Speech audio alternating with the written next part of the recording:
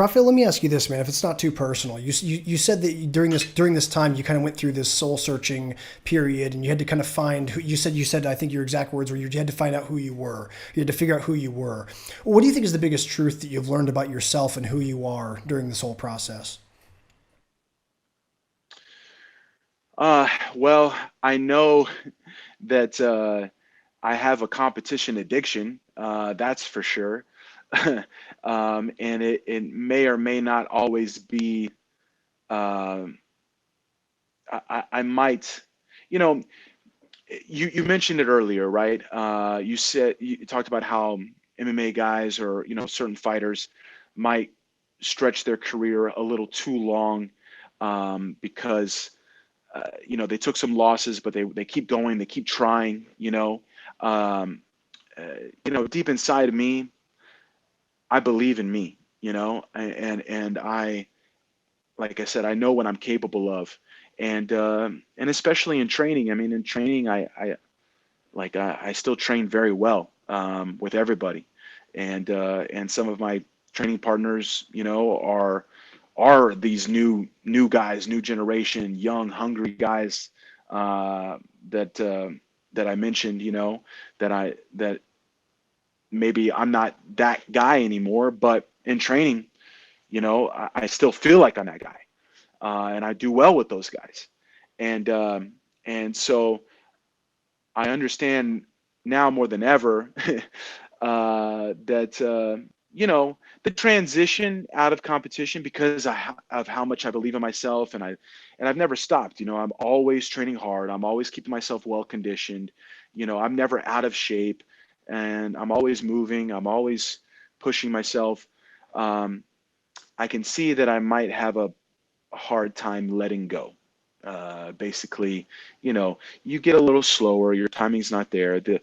Maybe I'm inspired and I train well, but then on the day of the competition, I'm not 100% like, oh, I want this more than anything. You know what I mean? Which on the other side may be that guy that wants this more than anything, and then they look at me and they say, oh, he's won this and that, or he's the legend. You know what I mean? And they want to take my head off, and I might not have as much fire as they do. And that time it's tough. Um, but you know, I, I could see that maybe I might have a hard time moving past that and going into the next phase of life or whatever. Obviously my students help me, and there'll still always be the master divisions for me. Um, but it'll be maybe a little difficult to look at somebody and say, you know what, there's no way, I have no chance against that person, right? Because I just always believe in me, and if it's not now, it's then. Like whenever I was coming up and I took a lot of losses, I always told myself, well, keep going, and eventually it's going to happen.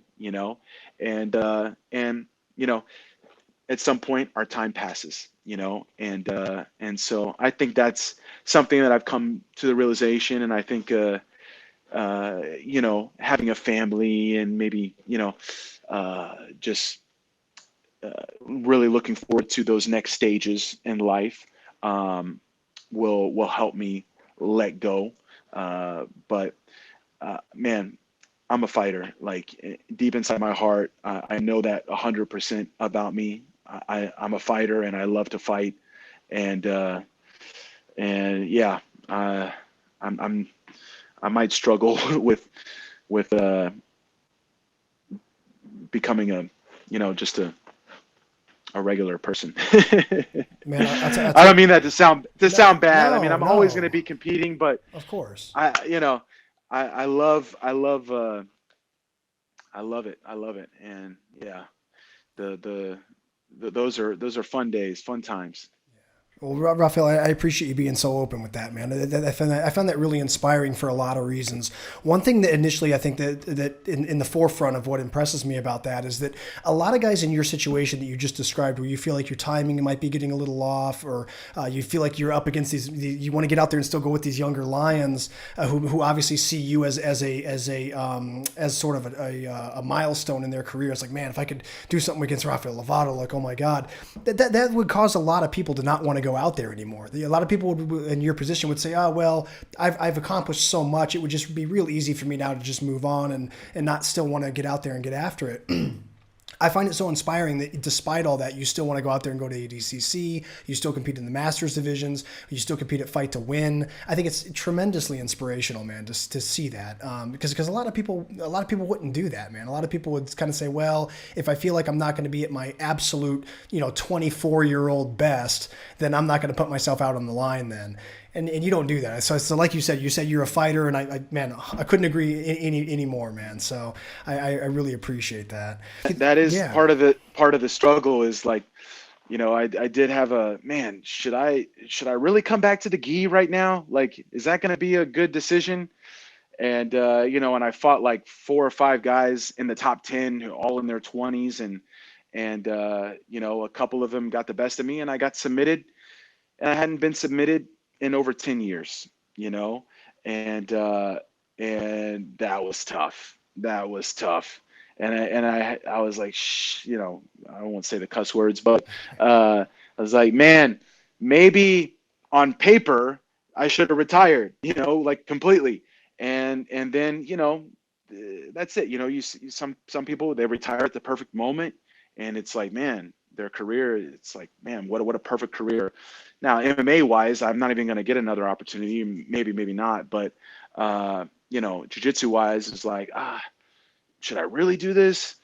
But I couldn't help it. I can't help it, and I love the challenge. At the same time, I was getting fired up, and I'm training every day with Victor Hugo, and he's trying to make his run. Last year was his first year as a black belt, and I'm like, yeah, let's go. Let's do it. I'm going to go with you, and I basically did every event with him, and we had a whole year. And, it's tough. Like, some of those losses are tough for sure, but I can't live with what if, and without a challenge, I just can't do it. And deep down, I learned and I got better. I'm still getting better. I'm still learning, and that won't happen without that push, at least not at the same level, not at the same level.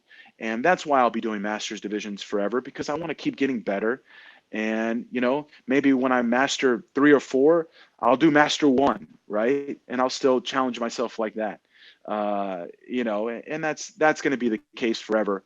But it does suck to feel yourself, and the game's always evolving and all that. But in training, I know I can still do damage, and, that keeps me fired up. And I'm still going to, there's still some of these young guys that I know if I get to my spots, I can make life really hard on them. So it's not over yet, man. It's not over yet. I don't want to say all that and make people think that I'm not in the game. I'm still in this game. I'm just opening up and being honest.